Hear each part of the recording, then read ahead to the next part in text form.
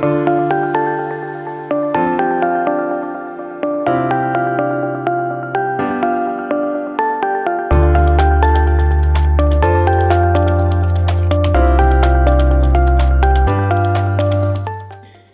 año ha sido un año extraordinario.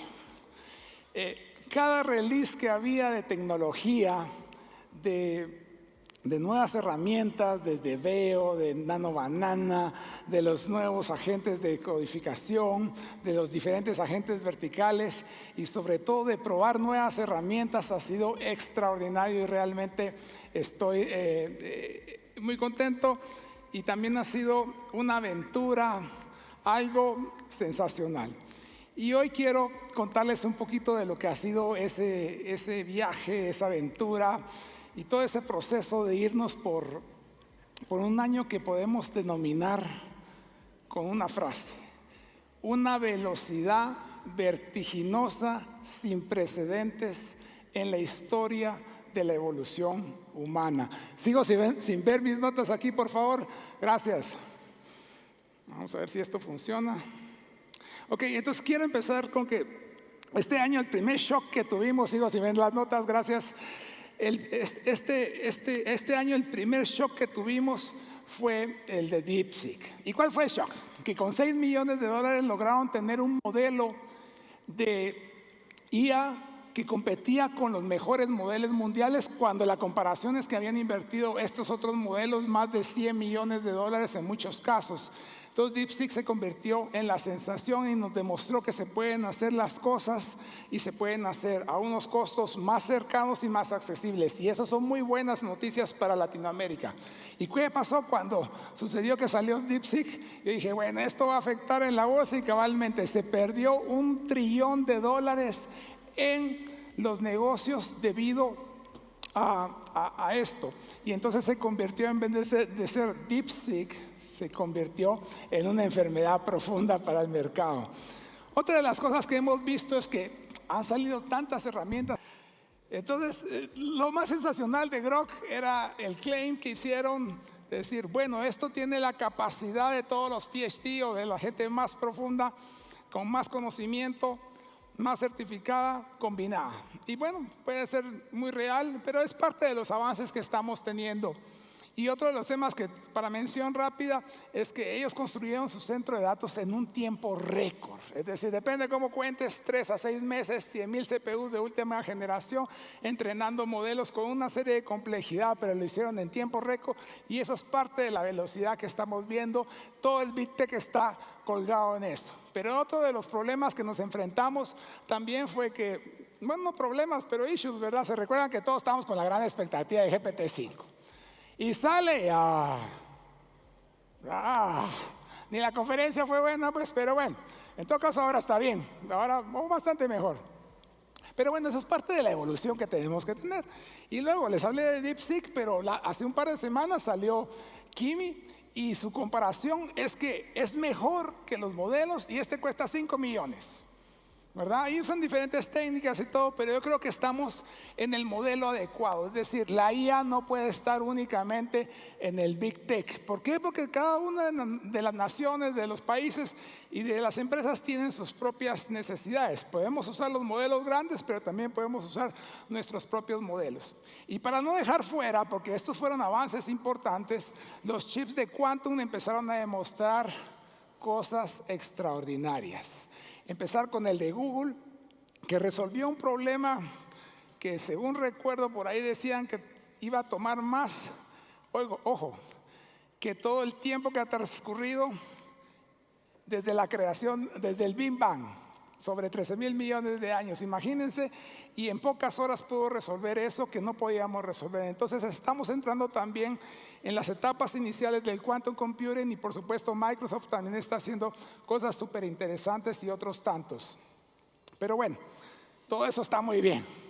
Pero en las últimas semanas, meses, ha empezado a surgir ahí en las redes, para los que seguimos, el tema de la burbuja de IA. En esencia, están invirtiendo billones de dólares y pareciera que tenemos poco retorno o poco revenue. Entonces, esto se asemeja mucho al .com. Para los que se recordarán del .com, se empezó a inflar de expectativas. ¿Y qué pasa cuando en un mercado, en un stock market se infla con muchas expectativas?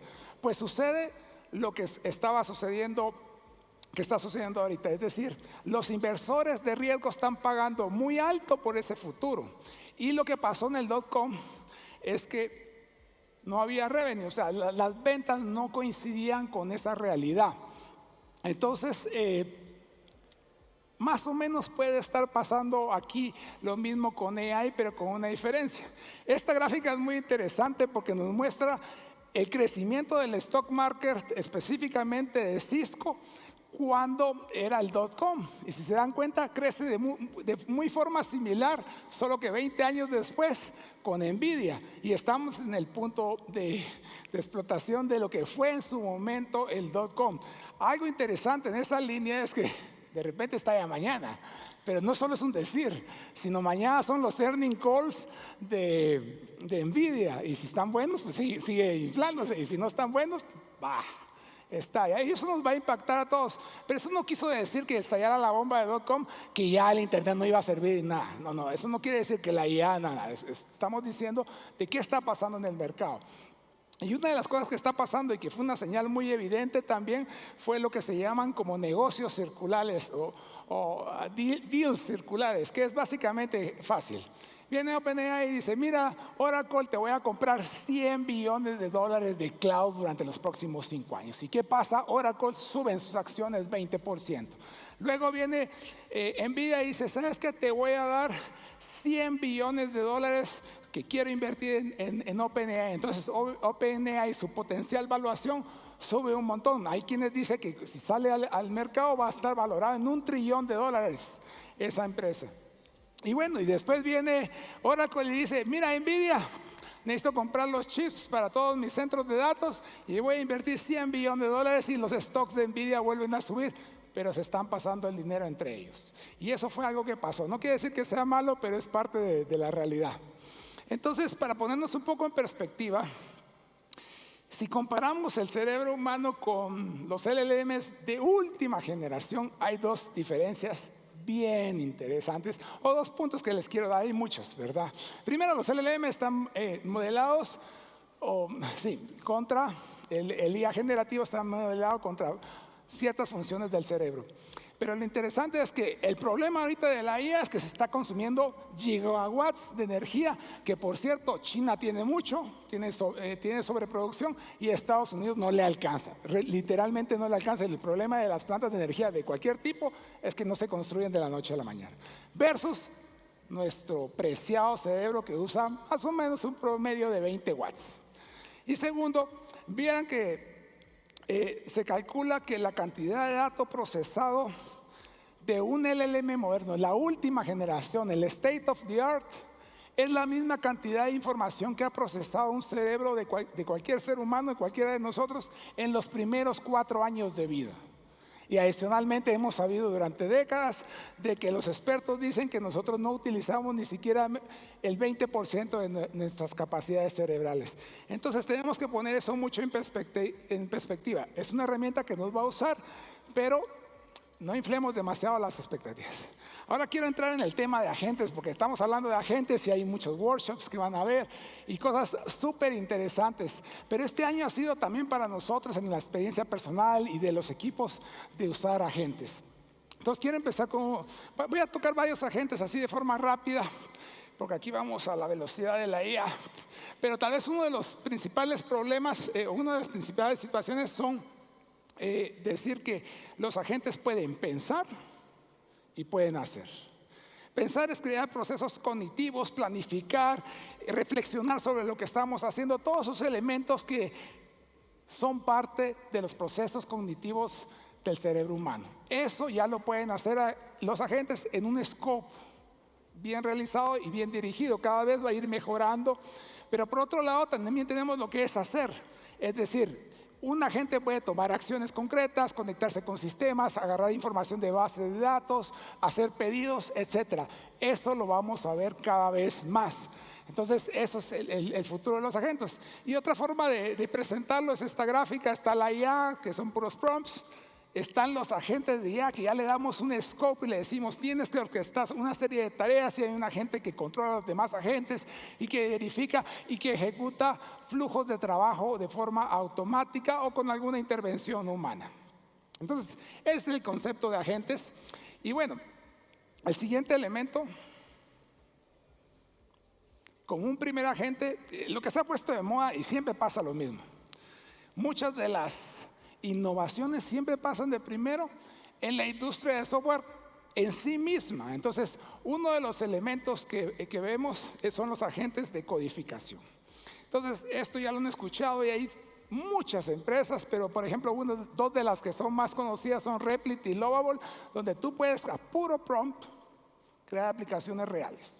Tal vez no es una aplicación que puedan usar millones de usuarios, tal vez no es para hacer grandes cosas, aunque ya cada vez se pueden hacer más cosas, pero lo interesante es que a través de lo que se conoce como vibe coding, podemos crear aplicaciones a través de una idea, cómo iteramos con ChatGPT. Eso está muy bien. Pero para los expertos, para los ingenieros en sistemas, hay agentes mucho más avanzados que nos ayudan a trabajar contra especificaciones, y para el experto en software es muy importante porque nos ayuda en los requerimientos, en el diseño de la especificación, qué arquitectura vamos a usar, la implementación y tal. Y lo importante es que el rol de los desarrolladores de software, de los ingenieros de software, va a cambiar sustancialmente. Evidentemente, miren pues, esto es como los ingenieros de software, era un proceso relativamente manual o artesanal. Está bien, tomaba tiempo. Pero ahora, ¿qué nos vamos a encontrar? Que el desarrollador de software va a ser como que le hubiéramos dado un carro y una buena carretera y puede ir a 100 kilómetros por hora cuando antes lo hacía caminando. Y en el futuro esperamos que los desarrolladores de software estén como que estuvieran en un Fórmula 1 y en una pista de Fórmula 1. Ese es el futuro. Eso va a significar que van a tener mucha más responsabilidad, por supuesto, que tienen que tener más conocimiento y profundidad también. Y también vemos que puede suceder con ellos un elemento, digamos, uno podría pensar, entonces vamos a necesitar menos ingenieros. Esa es una forma de verlo. Pero la otra forma es, la competencia va a aumentar, los features se van a realizar más, y se van a trabajar más sistemas, etc. Entonces, en vez de pensar que van a haber menos necesidad de impuestos, al contrario, se va a multiplicar porque el acceso y la producción y el costo de hacer software va a ser mayor. Y creo que de alguna forma eso va a pasar en el resto de empresas, de puestos. Otro de los ejemplos que tenemos, y esto lo van a mostrar en un taller o en una presentación, la gente de Micro 1 tienen este agente vertical que lo que hace es entrevista. Entonces, imagínense, ustedes ponen los prompts y le dicen, mira, quiero que a esta persona la entrevistes en estos temas.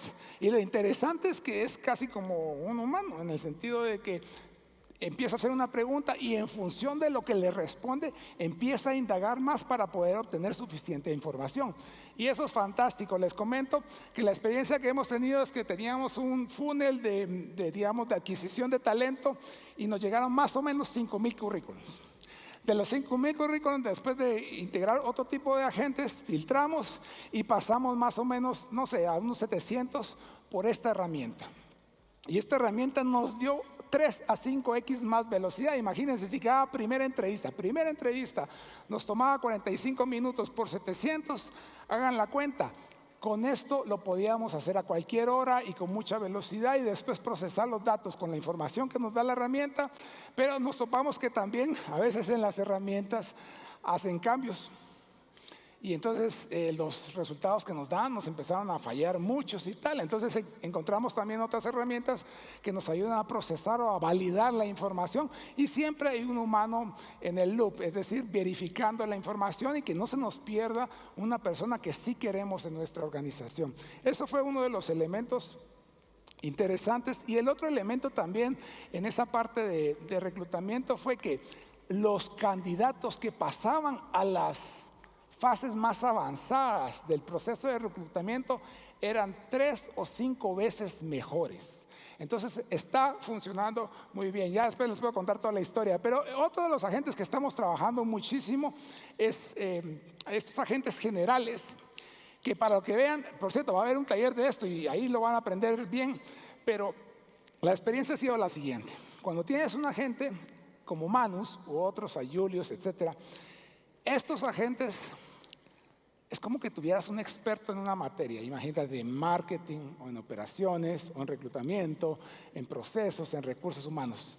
Pero no solo es experto, sino además es experto en tu contexto, en tu problema, y te ayuda. Yo he tenido unas respuestas que digo, ¡a la gran!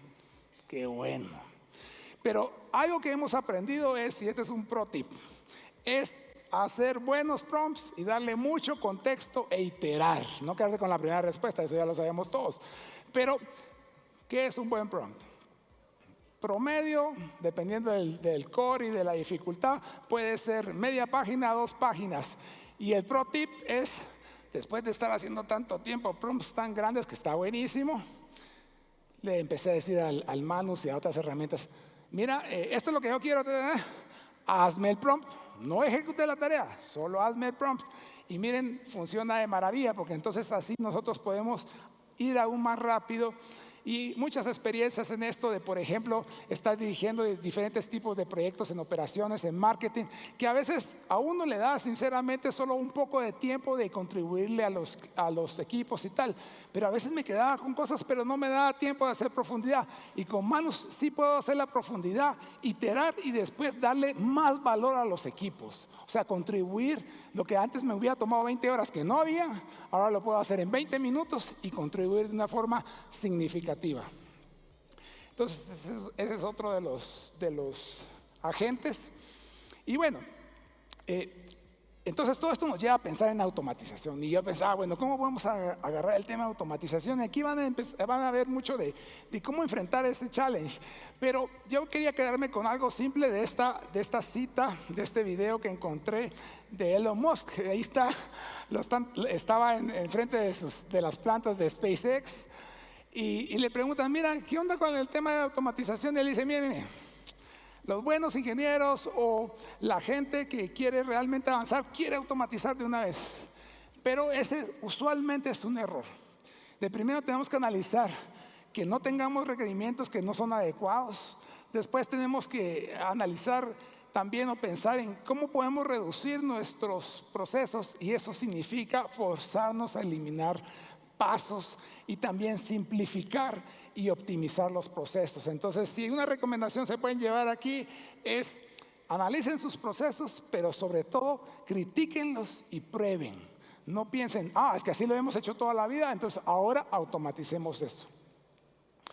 Bueno, y entonces, ¿cómo podemos implementar agentes? Ya les mencioné de algunos agentes verticales. Pero estos son agentes, o estas son herramientas para crear agentes. Hay muchas, y hay un taller que va a dar nuestro colega Byron de Universidad Galileo. Hemos probado varios agentes, y si hay algo importante aquí, es que estemos dispuestos a fallar, y a fallar rápido, a ser ágiles en el fallo, porque va a pasar. Pero somos early adopters, entonces es importante que tengamos esa flexibilidad y realmente corramos los riesgos si queremos mantener la delantera y ser los primeros. Entonces aquí hay algunas herramientas, algunas las van a dar aquí. El índice está muy fácil para hacer. Pero también hay agentes verticales, ya mencioné uno como el de micro, y aquí hay un montón más. Y luego también podemos hacer agentes agarrando estos modelos LLMs open source, reducirlos y tunearlos, ¿verdad? Pero eso es un poquito más avanzado. Pero al final del día, el tema aquí es quién va a hacer todo esto.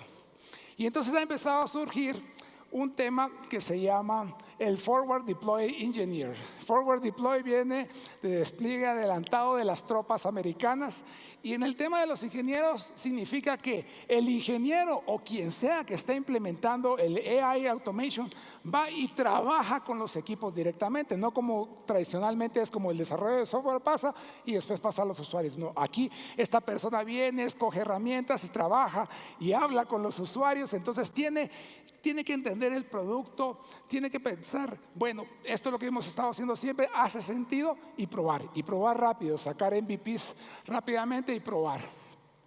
Bueno, rápidamente, tenemos muchos retos que podríamos denominar éticos y vamos a pasar rápido por ellos porque creo que es importante que los mantengamos. Uno es la soberanía de la tecnología. Digamos, los grandes centros están sucediendo en todas partes, menos en Latinoamérica, a excepción de un poco México y Chile, nuestros compañeros, Rodrigo. Ellos tienen un centro de datos y nos sentimos muy orgullosos de eso y están entrenando un modelo latinoamericano. Pero ese es un tema. Pero por otro lado, es cierto, ya lo vimos en los chinos, los precios van a bajar, los modelos se van a volver open source y esto se va a volver fantástico y todos vamos a poder crear modelos y eso es importante para no concentrar la tecnología y el poder que da la inteligencia artificial en unos pocos. Otro de los temas es la transición y el desplazamiento. Y creo que eso lo acabamos de hablar en el tema de educación. Pero por sobre todo en Universidad Galileo tenemos un compromiso muy fuerte de ayudar en esa transición laboral. Y por eso este mismo evento. Y de esa misma forma todos los que estamos aquí tenemos y nos llevamos una responsabilidad de transmitir, de implementar, de tomar iniciativa en todo lo que hacemos. Y otros tantos retos como seguridad, los deepfakes, la caja negra, saber ni qué está pasando adentro y los bias que puede tener. Y otro de los retos es el consumo energético, el impacto ambiental, etcétera. Ya lo hablamos y ya les conté un poquito al respecto. El otro tema es, ¿qué pasa si la IA se nos sale de control? Y puede pasar, se habla mucho del alineamiento, los expertos dicen, es imposible alinear, otros dicen que sí.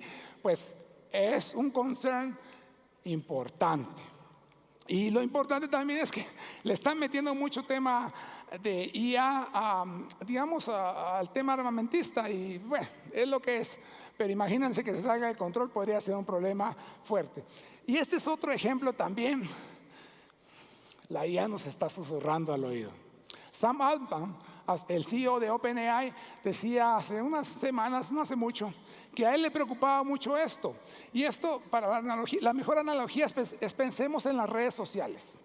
Las redes sociales han causado extremismo, han difundido fake news y han servido a los intereses del Big Tech. Eso lo sabemos y sigue siendo así. Imagínate con la IA qué puede pasar cuando la IA nos lo diga de tal forma que no lo creemos. Si ya nos impacta, digamos, una red social, la IA tiene el mismo o mucho más potencial. El otro tema es las regulaciones, ya lo hablamos. Y el otro es la brecha digital, también lo hablamos. Por un lado uno puede decir se amplía y por otro lado lo que decía el CEO de NVIDIA, la empresa de 4 o 5 trillones de dólares, lo que fabrica los chips más avanzados de IA, decía, yo creo que va a ser al revés. Y el ejemplo que ponía, que es muy cierto, es, ahora estamos democratizando cómo hacer software. Eso significa más acceso y más herramientas para todo el mundo. Entonces, son puntos de vista contrarios para mantener. Y otro de los elementos que en lo personal a mí más me preocupa es lo que se conoce como transhumanismo o convertirnos en cyborgs. Básicamente, mucha gente, y sobre todo los que están muy metidos en IA, en estas grandes empresas, están muy a favor de conectarnos chips a nuestro cerebro. Y, por cierto, en algunos temas médicos tiene mucha utilidad y no lo vamos a negar. Pero por otro lado, si ya vimos que solo usamos el 10% de nuestro cerebro, ¿qué pasa si nos incrustan un chip? Ya no va a ser lo mismo, está claro. Y además, si en las redes sociales nos controlan, ¿qué tan fácil va a ser que nos controlen cuando tengamos un chip implantado? Entonces, es otro de los retos muy éticos que hay ahí. Y un poco acerca del futuro, me voy a centrar en 2 puntos específicos. El primero es que la IA es una cosa, pero la IA con los robots va a cambiar todo, incluyendo aquellos trabajos que parecían ser manuales y que no iban a ser utilizados. De hecho, Tesla, con su robot Optimus, piensa empezar a desplegarlo probablemente a partir del próximo año y estiman que va a valer sobre 20 o 30 mil dólares. Entonces, sí, el objetivo es un robot por cada ser humano. Bueno, está bien. Por cierto, el robot se llama Optimus y cuando yo escuché el nombre, pensé en esto. Yo prefería así, pero bueno, es que me gustaban los Transformers.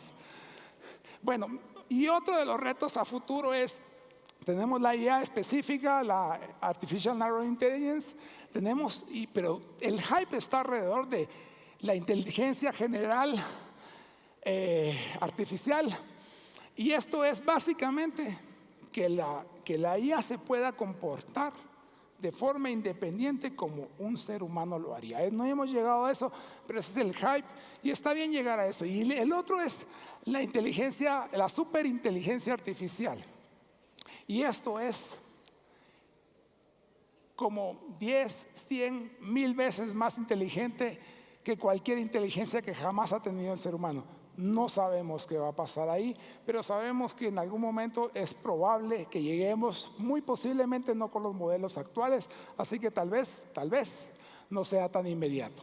Pero al final, para ir aterrizando, cómo convivimos o cómo trabajamos o cómo colaboramos con la IA. Y entonces tal vez el primer mindset que tenemos que tener es que estamos acostumbrados en la computación, en los sistemas o en una calculadora a saber que 4 por 4 es tanto. Pero eso es un sistema determinístico. En la computadora le damos un input y tenemos un output. Pero en la IA tenemos que pensar más en un sistema estocástico, que básicamente significa, así en términos muy simples, es que es una probabilidad. Si yo vuelvo a contar esta presentación, les voy a tratar de transmitir los mismos mensajes, pero no van a ser en las mismas palabras.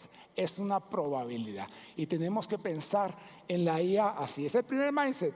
Y el segundo mindset, ya hablamos bastante de los soft skills, pero el resumen es cada vez van a ser más relevantes. Y en el tema de creatividad, de resolver problemas, fundamental. Y por supuesto, la inteligencia emocional cada vez es más y más importante. Y bueno, ¿qué perspectivas podemos tener? Y dicen los expertos que si somos multidisciplinarios, que quiere decir que conocemos de varias áreas como marketing, operaciones, ventas, atención a clientes, etcétera, vamos a poder conectar muchas cosas a través de la IA y vamos a ser muy valiosos y la vamos a poder controlar muy bien. Así que si ustedes tienen experiencia y después les ofrecen un puesto en algo que es diferente, tómenlo en cuenta. Pero también puede pasar que queramos ser muy verticales, o sea, un conocimiento muy profundo también va a florecer mucho en el mundo de IA. Y finalmente, para cerrar, quiero mencionarles de que si pensamos en robots, en IA, más avanzado de lo que vemos o que conocemos ahorita, sabemos que los robots y la IA van a empezar a producir muchas cosas muy rápido. Por ejemplo, si producimos a una velocidad, va a ser a 10x la velocidad, más barata la innovación, más baratos los productos. Es como que pensáramos en que, por ejemplo, los iPhone crecieran en la grama. Si los iPhone crecieran en la grama, pues valdrían 0 o casi 0, porque sería fácil. Así vamos a ver la IA. Y entonces vamos a entrar, pienso yo, de alguna forma en sintonía con la naturaleza, con nuestro mundo de abundancia ilimitada. Si vemos, nuestro mundo está lleno de abundancia y la forma en que pensamos en la economía va a cambiar sustancialmente. No está claro qué va a pasar, pero sabemos que va a cambiar de una forma y está en nosotros guiar ese cambio. Y entonces, ayer decían, bueno, y entonces nosotros, ¿qué vamos a hacer como seres humanos cuando ya todo lo hagan los robots? Vamos a hacer como Wall-E y los gorditos que salían ahí, que no hacían nada. Es una perspectiva. Pero lo que sí está claro es que el ingenio, la curiosidad, la creatividad humana hoy por hoy no conoce límites. No conoce límites como lo es el universo. No conocemos los límites del universo. Solo para que tengan una perspectiva de unos números. El universo actualmente tenemos el Sol y en nuestra galaxia, la Vía Láctea, hay más o menos, no se sabe bien, pero digamos 200.000 millones de soles o de estrellas similares, solo en nuestra galaxia. Y además, como esta galaxia en el universo observable, hay aproximadamente más o menos 1 trillón de galaxias similares. Es decir, los problemas del mundo que no hemos resuelto no se van a acabar y la oportunidad de impactar de forma significativa en el mundo y crear una sociedad que sea súper abundante y donde podamos florecer como humanidad es ilimitada. Gracias.